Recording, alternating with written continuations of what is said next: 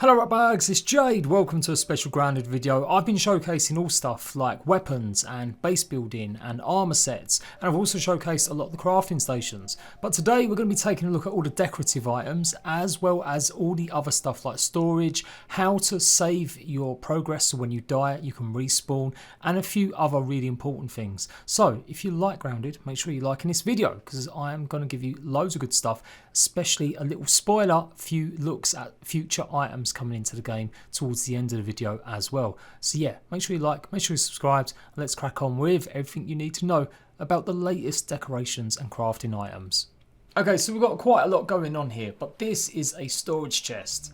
You can hold up to 40 different items in your storage container. If you don't know, you can normally hold up to 10 parts of anything in one stack. There are some exceptions to this, but that's generally what most items will stack into. To make it, you're going to need 2 cloverleaf, 4 acorn shells and 4 sap. A good spot is obviously coming to the tree. This is where you're going to find some acorn. There's plenty of clovers too, and you will find lots of sap. You will have to analyse usually the pieces of oak, or at least pick it up to give you the recipe idea before being able to make the storage box. Next up we've got the smaller storage.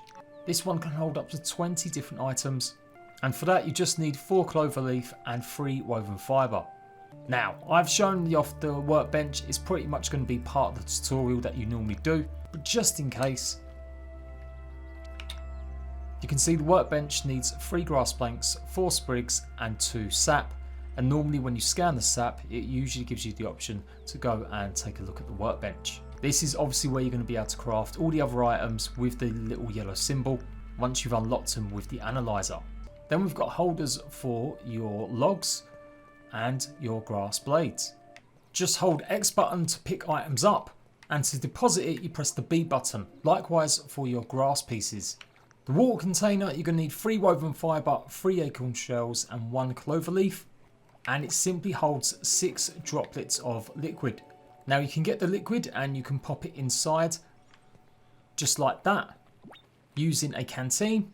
You can see the canteen costs 2 grub hide and 2 woven fibre. And for this one you just need to press X to put the water in and then hold to get water out. So it's a good idea to keep a canteen on you. You can see it filling up there. So you've always got some water to drink when you've used maybe your dew catcher. Now I did say I would show you guys how to use the dew catcher properly, but I think it only actually fills up after exactly 1 day. I could be wrong. The idea being that when you get a canteen, you've got a dew collector and you've got your storage. You gather the water up from it, pop it into your storage, and you've got plenty of water. Next up we've got our Sap Capture. Now this is 1 acorn top and 1 ant mandible which you get from the soldier ants. It could be a bit funny to place one actually down. You may have to really look for some good spots for it. It may take a big long while before you can actually find somewhere where you can put it down. So this might not even actually be available when the game launches. It looks like it does need a little bit of extra work. But if you persevere enough you can actually put it down and it will simply gather some sap if you leave it over time. So next up we got our lean-to. This pretty much will set your respawn point.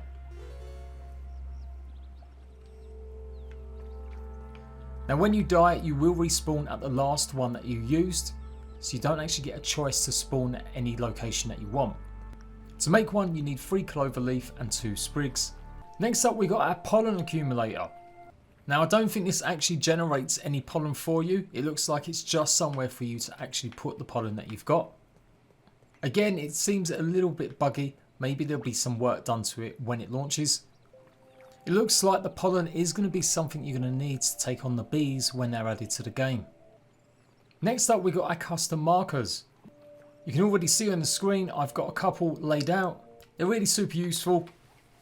You can put any one of these symbols down so you can keep track of all the loot, all the locations, all the places where you'll find good stuff, or even your base. And you can change different colours too. It's pretty faint the closer you are, but the further away you can see it much clearer. You can put as many of these as you want around the map as far as I know, and you can see they do show up on the map as well. Super simple to make, 2 sprigs, 2 plant fibre and 1 cloverleaf. Definitely put a lot of these around every time you find something.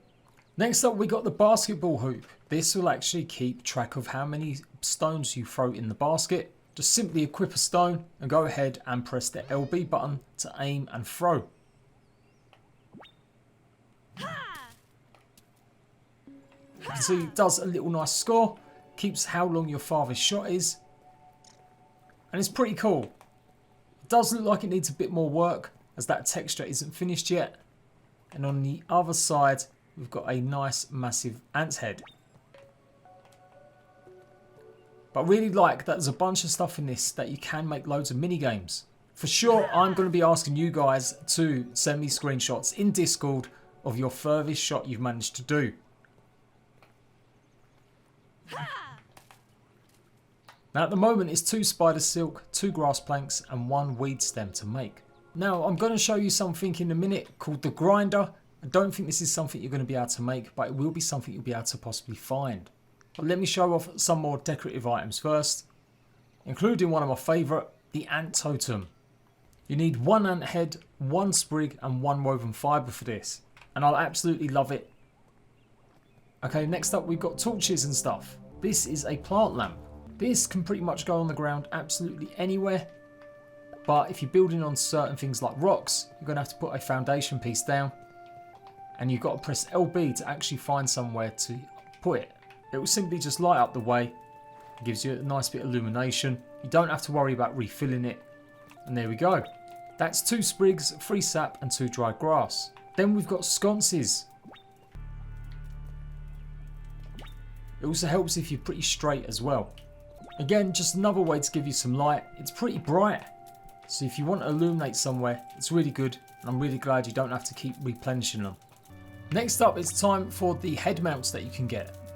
Pretty much a spider one, a soldier ant head, a normal worker head, and then just a little bit more decoration to show off the bugs you've defeated. Now for the spider one, you actually need 3 spider chunks and 1 acorn shell. For the soldier one, you need a mandible and an acorn shell. And for the worker ant, you need 1 ant head and 1 acorn shell. And next up, we've got our chairs. You can get a blueberry chair and just a regular chair. Weirdly, you can't actually sit on them. Not yet anyway. Maybe there'll be some sort of buff for sitting in it for a while to get a rest. The berry chair requires 2 berry leather, 4 spider silk and 3 lava spikes.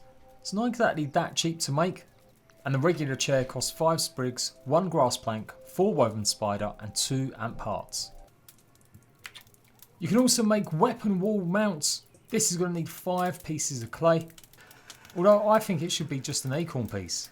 And you've seen a lot from some of my other videos that you can have an armor dummy, 5 clay, 5 sprigs and 3 woven fibre. And when you open it, it might not pop up immediately, but you can go ahead and deposit it. And you can see my little shovel is now on display. Open it again, and we'll put this one here. And you can see my spiky sprig is now on display. To get it back, you simply press LB to take all. And another little tiny thing is, you can actually store other items in it, or at least 1 item. If you really want something to be secret, like a piece of armor, go ahead and store it, and it doesn't show, but it is in there. So if you want your friends to join, but you don't want them stealing your armor, maybe put some blank one of these around,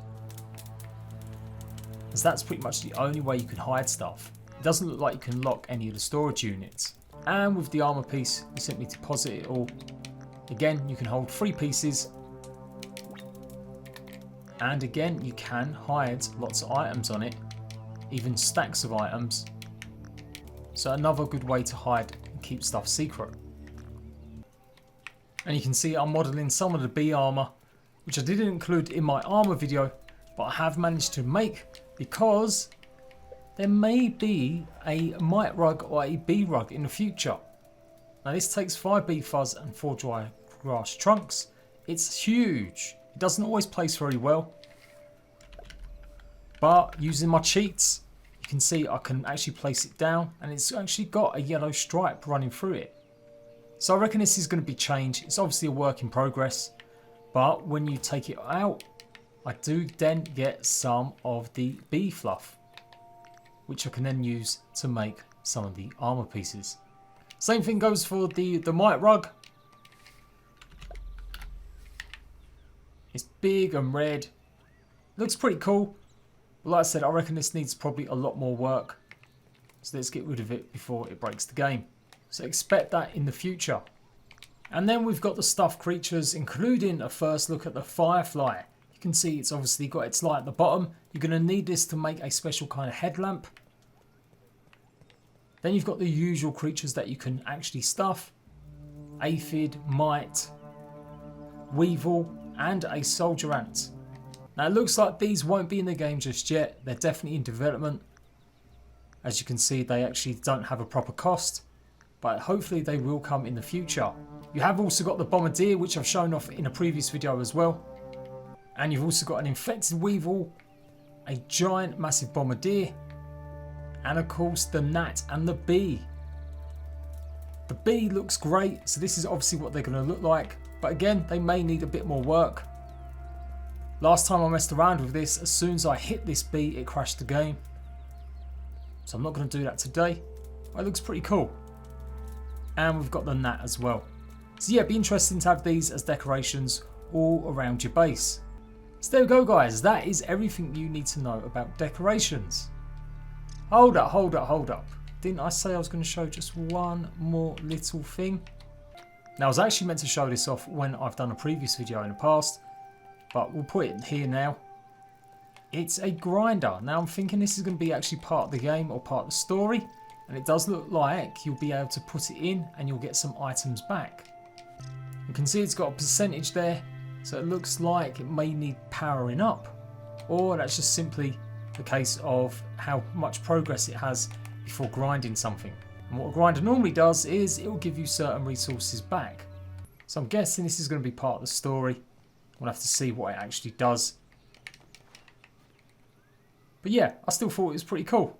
So if you found this video useful, don't forget to like, make sure you subscribe for the best in grounded news and info. I'll see you ratbags for another video very soon.